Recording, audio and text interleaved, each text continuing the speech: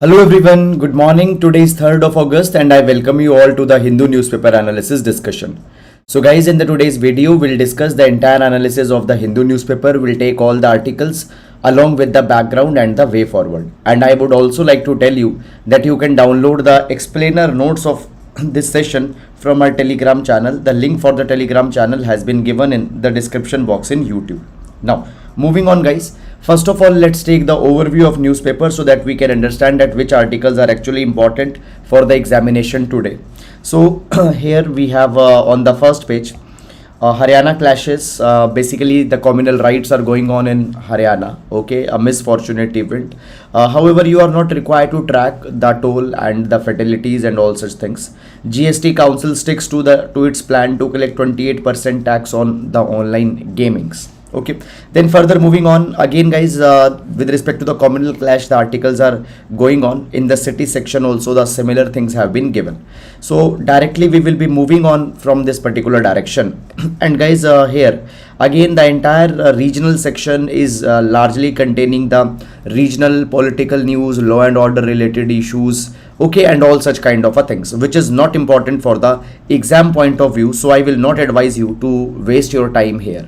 Then further moving on, directly we'll reach to the editorial page, and on the editorial page the first article, trajectory of progress must change. This is the article that we will take up. Then from state visit to a more robust trade relationship, this article also will take up. Linear regression, this article will also take up, talking about that how the India in the past few days have not since the past few years have shown a hesitancy to release some of the crucial data. Then further moving on, deep tech startups taking brave risk, we will take this particular article also with respect to the exam. Mizoram CM's stake in Manipur conflict. Largely guys, the article is having a political undertone, so I will not advise you to go too much on this particular kind of a detail. The contour of India's formal job crisis. Okay, so basically guys, here we see the number of regular contribution, basically guys, here what the article is talking about. Fine, the article is talking about the basically EPFO, the data, the EPFO issue that is going on. Now one particular thing guys, that EPFO, fine, the revisions in the EPFO, okay, basic pay data, etc.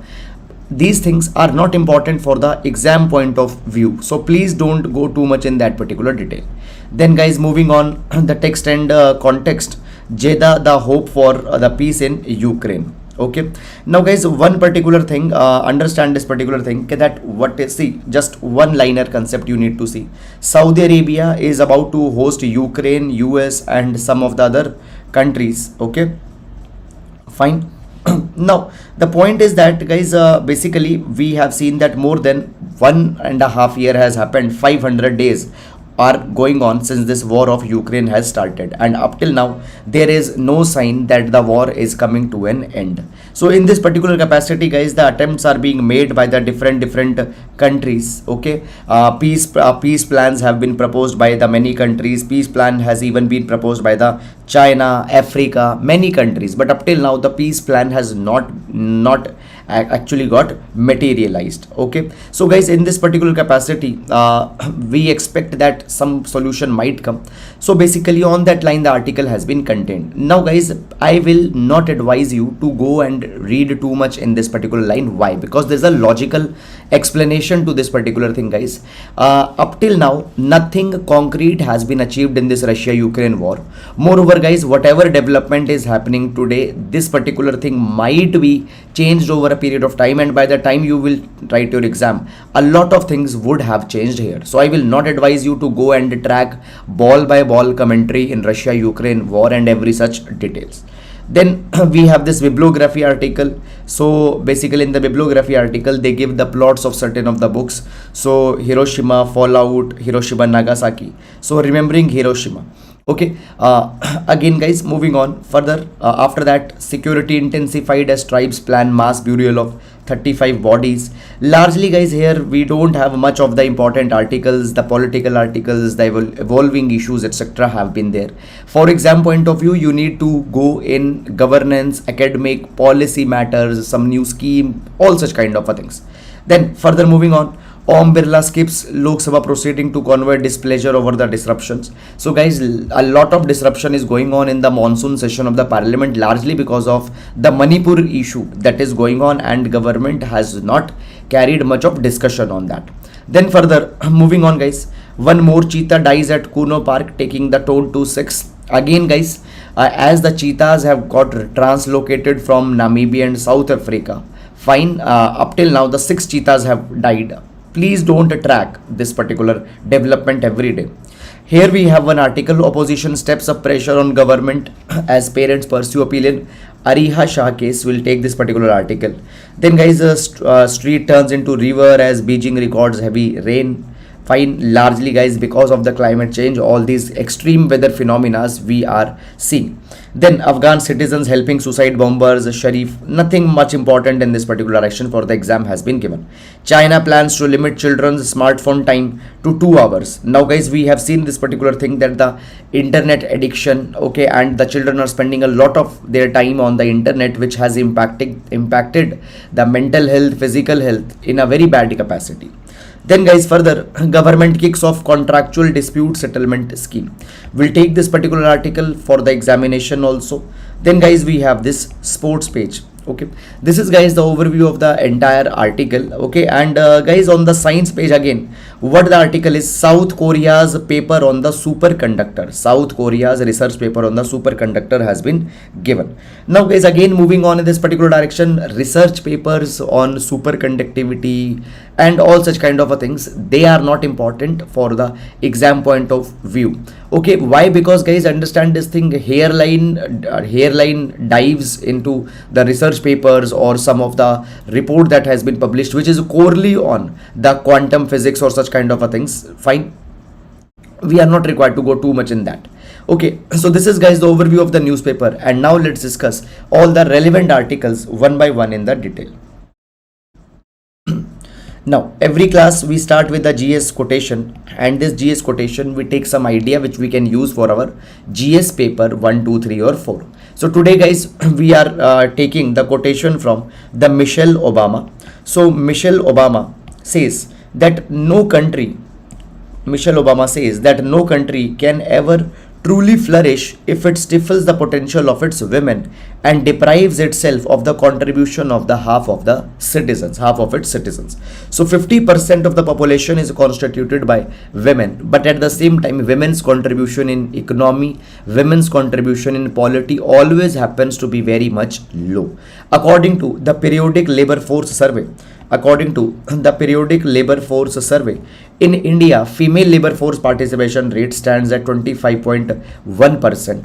At the same time, guys, when we talk about the political participation of the women, it stays at 15.1% according to Global Gender Gap Index report that was released recently, 2023 Global Gender Gap Index report. 15.1% of the parliamentarians are the women. At the level of the state, just 10% of the members in the Legislative Assembly are the women. So if we'll not utilize the political and economic potential of the women, we might not be able to take the full demographic benefit from the women workforce, from the women capabilities. So that is something that you need to understand, and we can use this particular idea in GS paper number 2. We can use this particular idea in GS paper number 1 as well as the GS paper number 2, issues related to the women. So that is about it, and now let's take the first article for the today. Linear regression. Government's responses. Now, linear regression. This particular article, guys, will see with respect to the GS paper number 2, issues related to the social justice. Okay, now first of all, let me give you some of the basic background information of this article, and then we'll go in the details of this particular article. Basically guys, there is a topic of population and related issues. In the GS paper number 1. Okay, there also this article we can use. How? Let me tell you. So basically guys, when we talk about the population and related issues, the formal study of population is called as demography. And when we talk about the demography, government has to regularly conduct the census government has regularly need to conduct the survey, so it can collect the crucial information about the present state of living of its citizens. It need to collect data on education, health, employment and various other indicators. Only on the basis of this particular data, the effective policy formulation can be done. Nowadays guys, we use a word that is the evidence based approach in policy making. What is the meaning of the evidence based approach in policy making? It means that on the ground you see that what has changed in numbers. For example, you implemented the MG Narega scheme.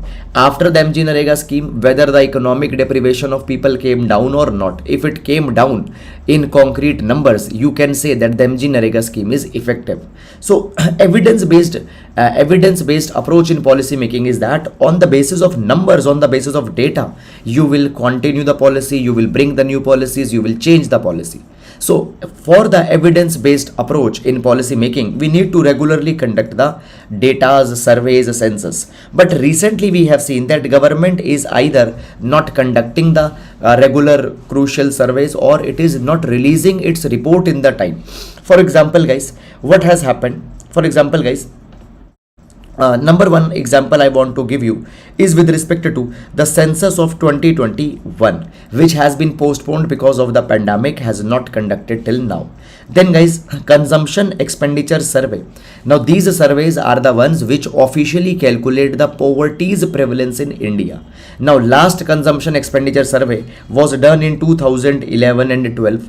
Then after that the consumption expenditure survey was done in 2017 and 18, but its report has not been released till now. And the next consumption expenditure survey, when it will happen, there also is not much clarity on this particular thing. Now guys, it has also been seen that the government has adopted a hostile approach towards the release of much of the data. The data is being upheld and it is just being said that there are the quality concerns with respect to the data. Recently what has happened, the National Family Health Survey 5 was released 2019-21.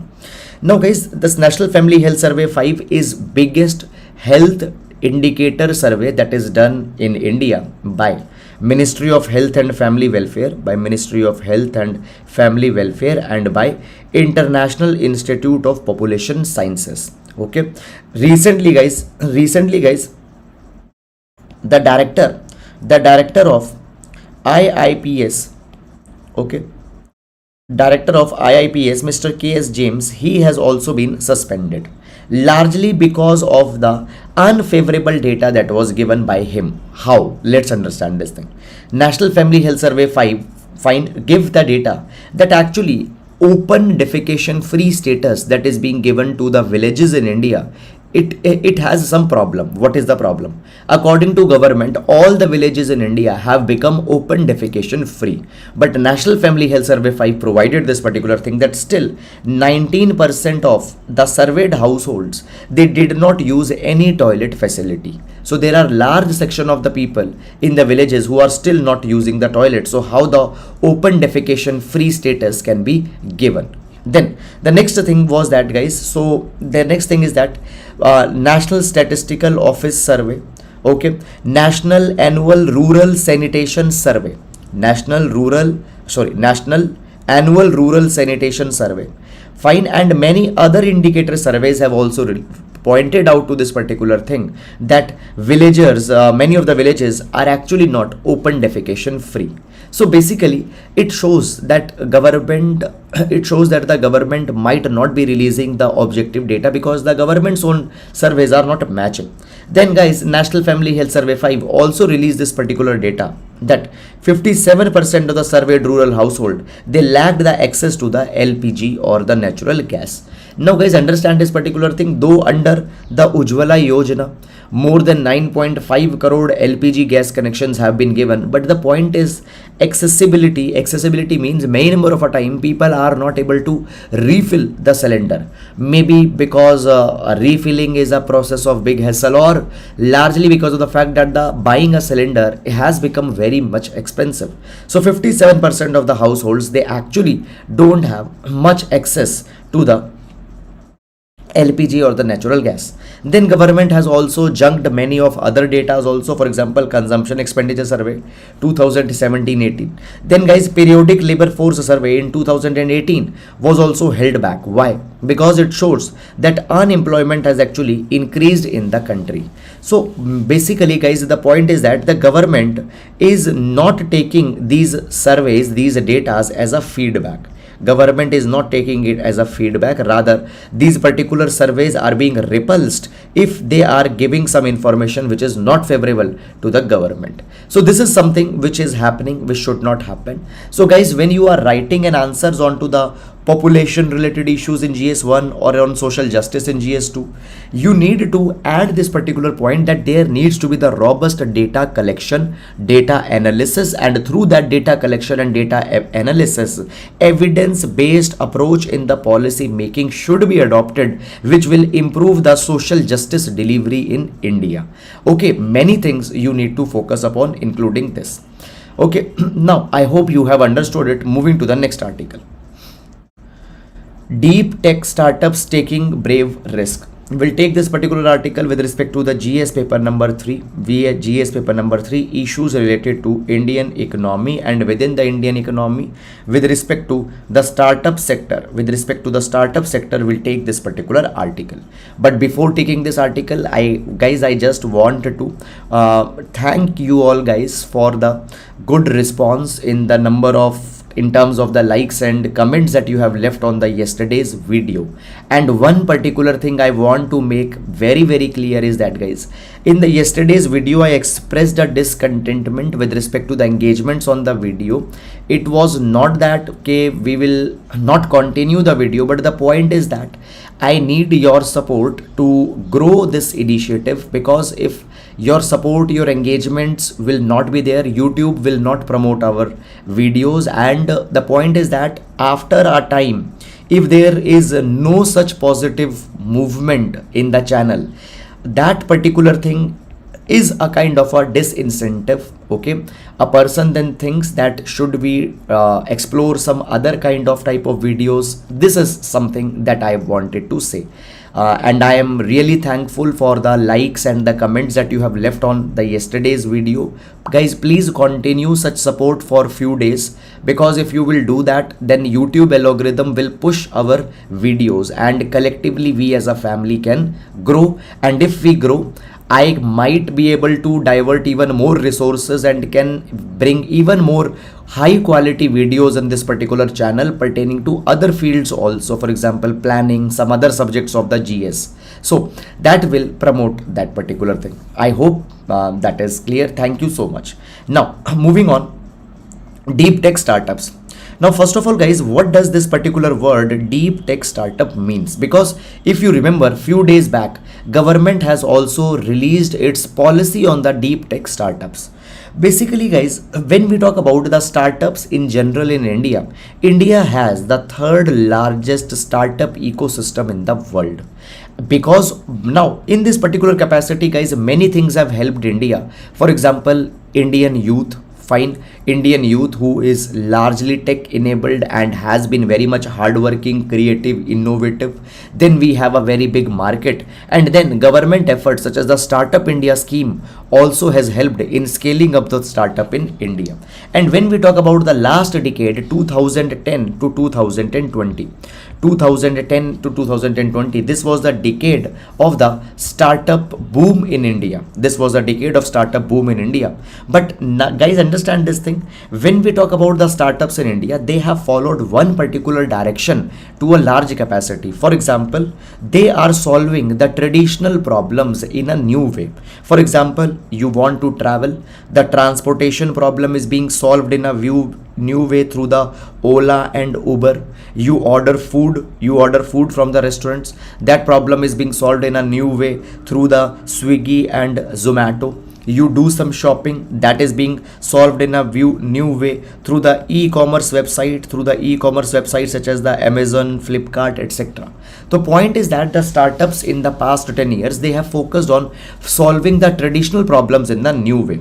Okay, but now our startups actually are transitioning.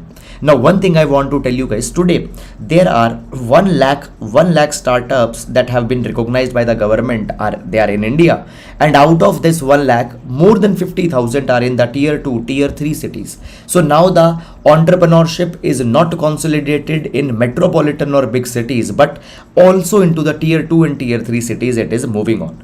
Now when we talk about the deep tech startups, they move into the deep technology area, for example space exploration, remote sensing, artificial intelligence, robotics, biotechnology, okay, biotechnology and pharmaceuticals, electric vehicles, drone, defense, telecommunications, semiconductors.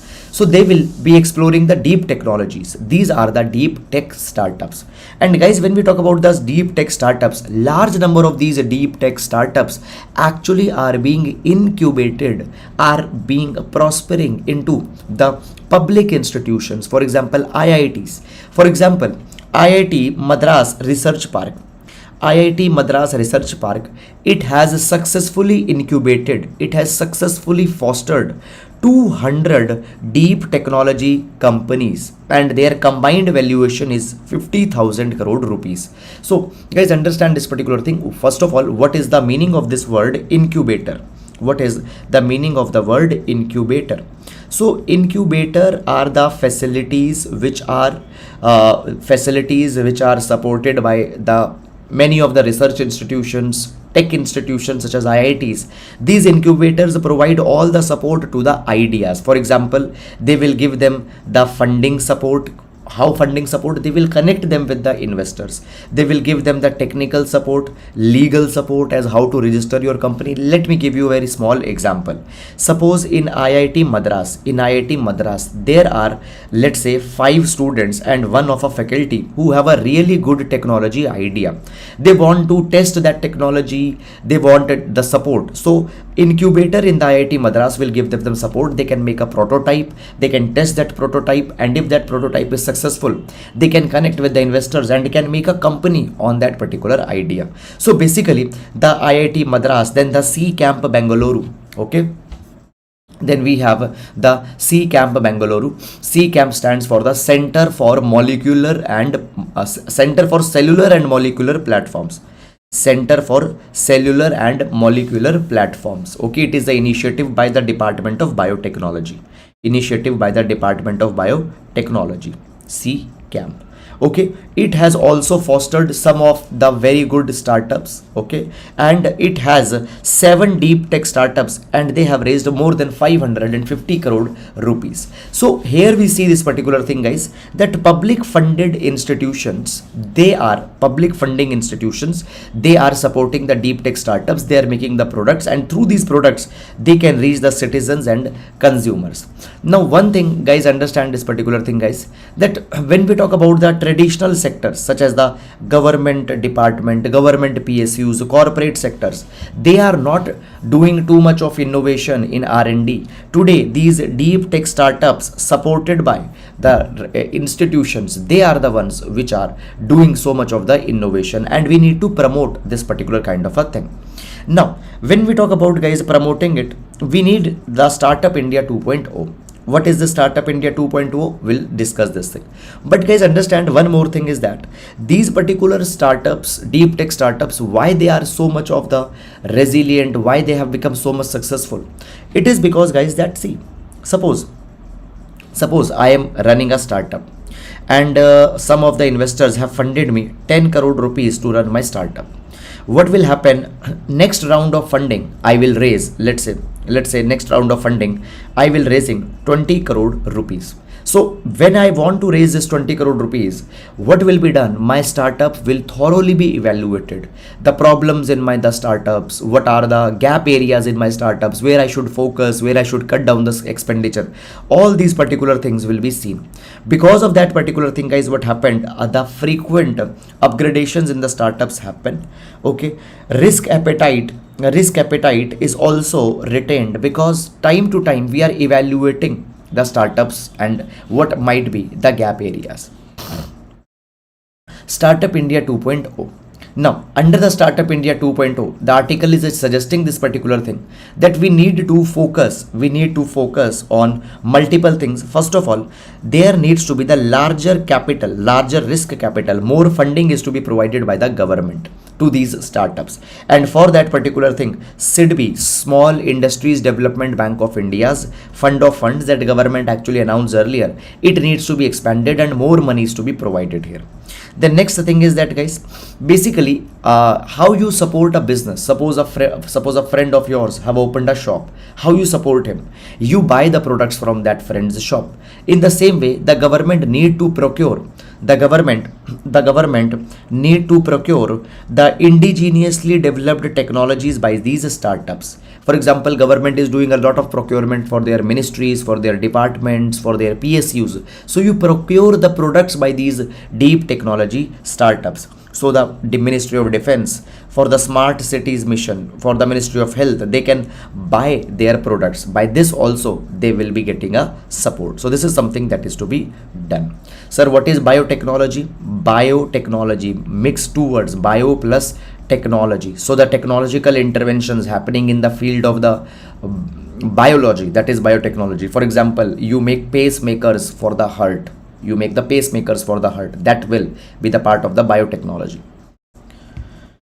Then the from state visit to a more robust trade relationship. From state visit to a more robust trade relationship.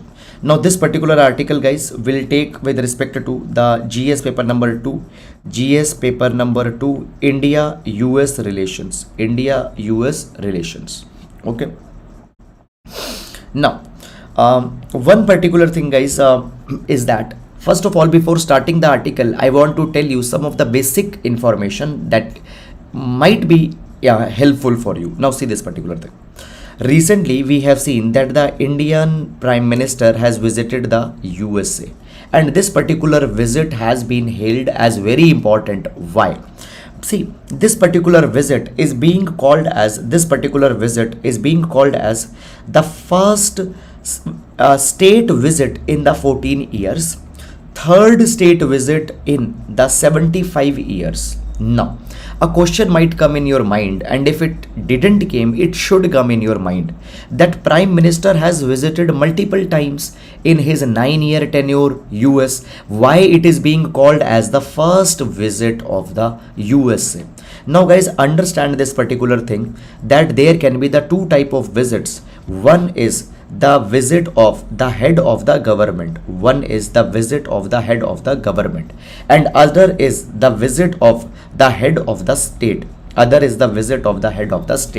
Now, guys, earlier, whenever the Prime Minister has visited the USA, he has visited in the capacity of the head of the government. And this is the first time that the Prime Minister Modi has visited the USA in the capacity of the head of the state. So therefore, it is called as the state visit. Now, much difference is not there between the state visit and the head of the government visit. State visit is more symbolic. There will be the glittered dinner in the state visit. First lady and the president both will be welcoming. It happens to be more iconic. It happens to be more special. So state visit only happens on the invitation of the hosting state, that is the USA. So USA has invited the Prime Minister, and more symbolism has been given to that. So understand this thing. Head of government, head of state. Two different meanings are there. Okay, that is about it. Then one more thing, guys, I want to specifically talk about here is that basically when we talk about the USA and India relations, US-India relations have thrived on multiple fronts: defense relations, people-to-people ties, cultural ties, strategic ties. For example, when we talk about the strategic ties, both India and USA are the part of the quadrilateral security dialogue. Both are the parts under the IPEF, Indo-Pacific Economic Framework, though India has not joined the FTA, fourth pillar of IPF. but we are the partners there. Moreover, when we talk about the trade relation between the India and USA, the trade relation stands at $120 billion, which is good. But guys, still we are very much below the potential. The potential or the target that India and USA has taken is that by 2030, bilateral trade between the India and USA is to be increased to 500 to 600 billion dollar. But as of now, it is just 120 billion dollars. So there is a lot of potential that we have to reach.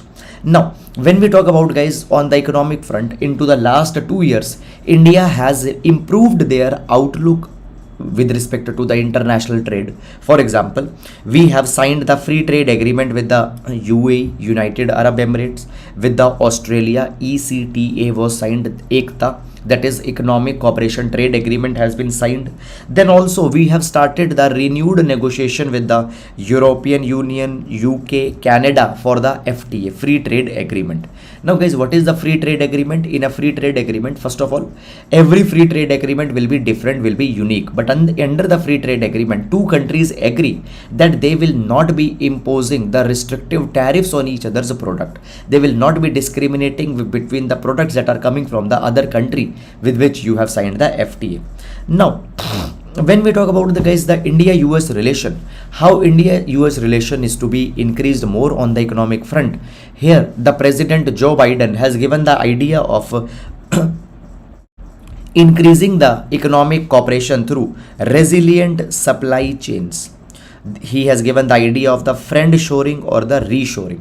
Now what is this meaning of the word friend shoring? So basically, guys, friend shoring means, now for example guys, when we talk about the USA is dependent a lot on China and Taiwan. It has dependent a lot on China and Taiwan for the components in their IT sector, for their IT sector components. But if we see the China, then with the China, when we talk about the China, USA has a lot of ideological differences with the China. China is trying to become the global hegemon.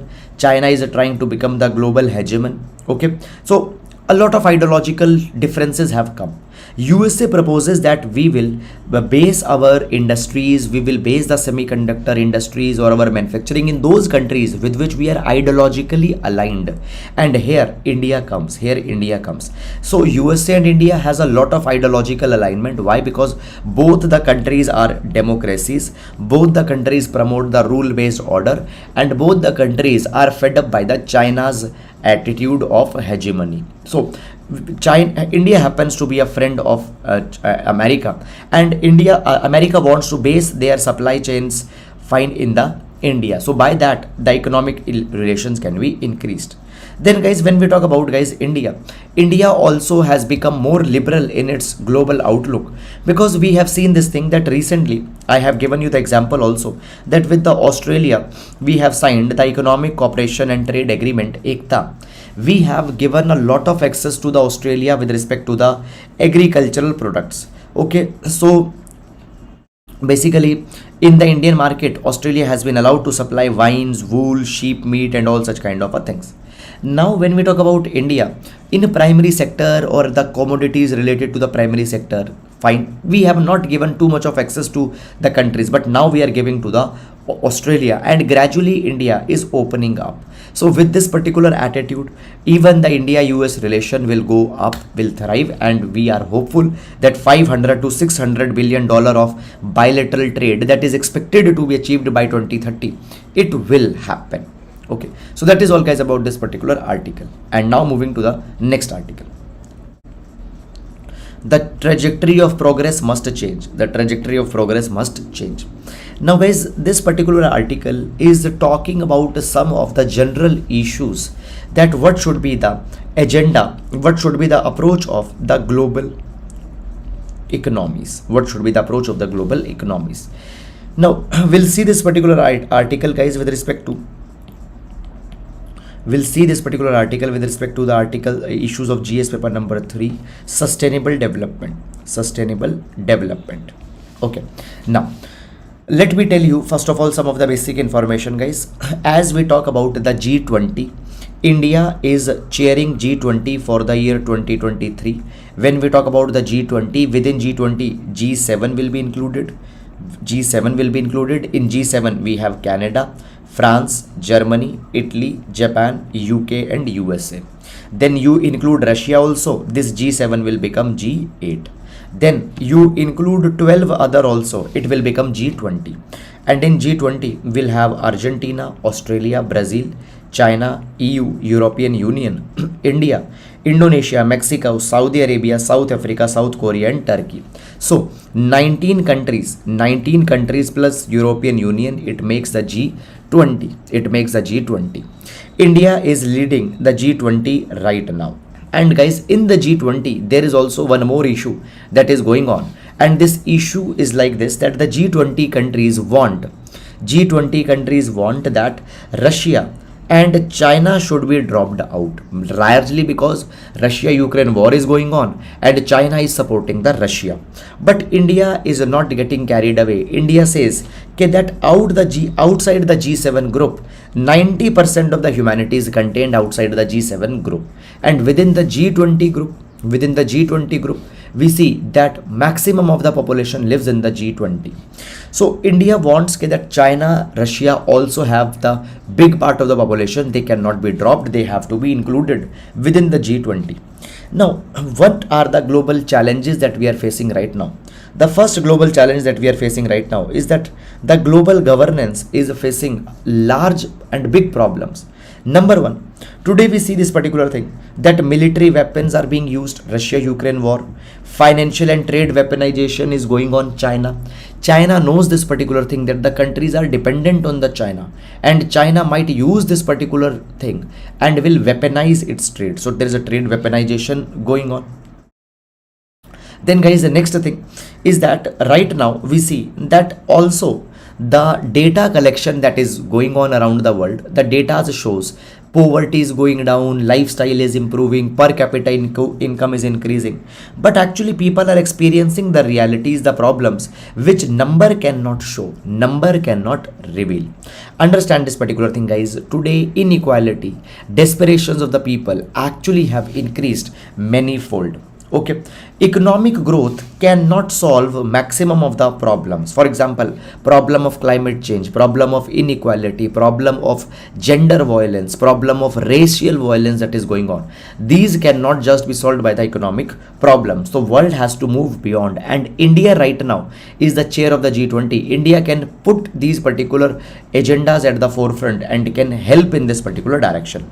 Now when we talk about the G20, in the G20, India has also taken the vision of Vasudev Kutumbakam, one earth, one family, one future.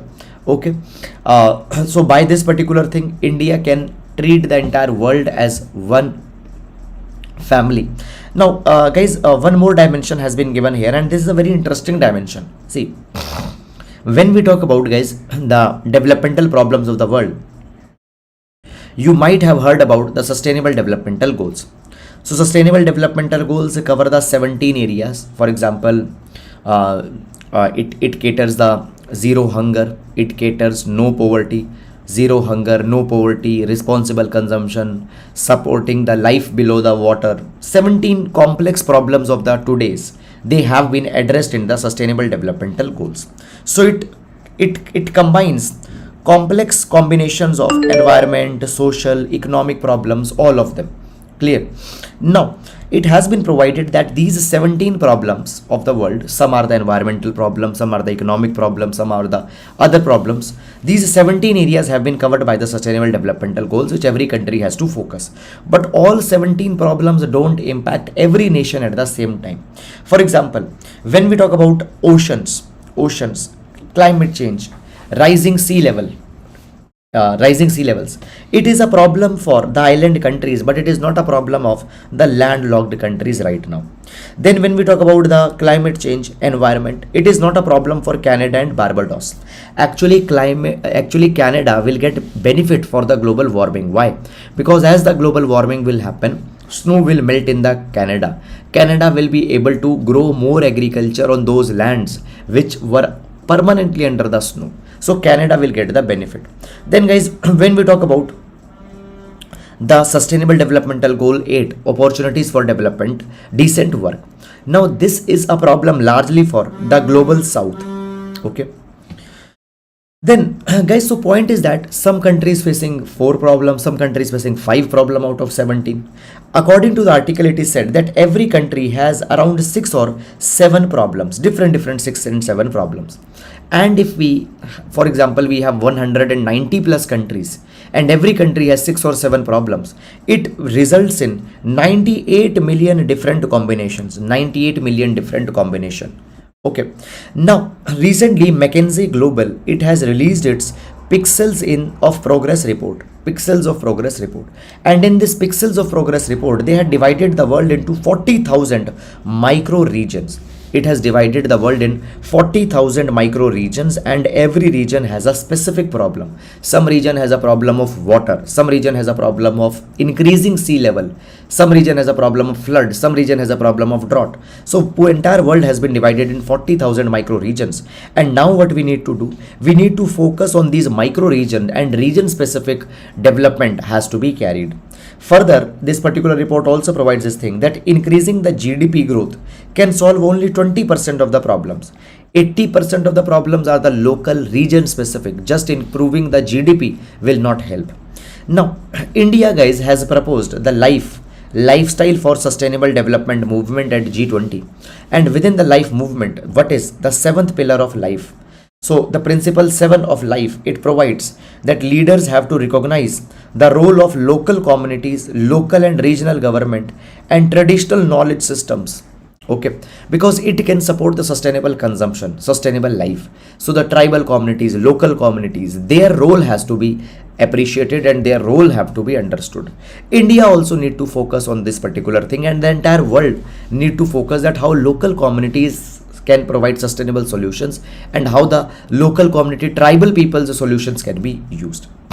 Okay, this is guys all about this particular article. And now moving to the next article. India passes law allowing private firms to bid for and mine lithium. Okay, so basically guys, this article will see with respect to the GS paper number 1 resources, GS paper number 1 resources, as well as in GS paper number 3 we can use this particular article. Now basically guys, when we talk about the critical minerals, for example uranium, lithium, fine, and many such other kind of critical minerals, they were earlier according to the government, they could only be explored by the government of India or the government of India's organization. But now government is allowing many of the critical minerals that they can also be explored by the private sector. For example, the parliament has passed a law where government can auction the lithium reserves to the private sector. The private sector can explore the lithium and can use it for making the electric vehicle batteries. Now guys, if you have followed the newspaper articles regularly, you might be knowing that in the Jammu and Kashmir recently the lithium reserves have been found, and in the Riyasi of the Jammu and Kashmir, fine, lithium reserve have been found, and many other regions also the lithium reserves have been it is indicated that there are the reserves and government will explore that. Now government will give these blocks to the private sector and they can explore and can make the EVs from that. Now guys, when we talk about earlier the law prevented lithium, that it cannot be auctioned to the private companies. Even the atomic minerals were not allowed, they are not allowed even now also.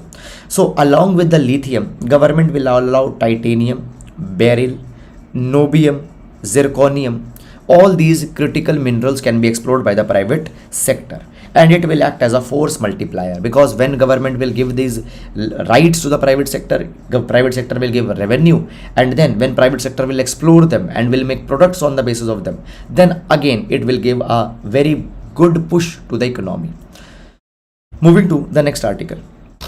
Government kicks off contractual dispute settlement scheme. So basically guys, the finance ministry has released the Vivad se Vishwas 2 scheme. Vivad se Vishwas 2 scheme. Okay, this will see with respect to the prelims examination. we'll see with respect to the prelims examination, as well as in GS paper number 3, effective commercial dispute redressal mechanism. There also we'll see this particular article. Now, basically guys, let me give you one example. There is government e-marketplace gem portal, government e-marketplace portal gem portal. Now you see this particular thing. Suppose you want to buy bottle, you want to buy table, or you want to buy anything, you'll go on Amazon and you will order the product on the Amazon.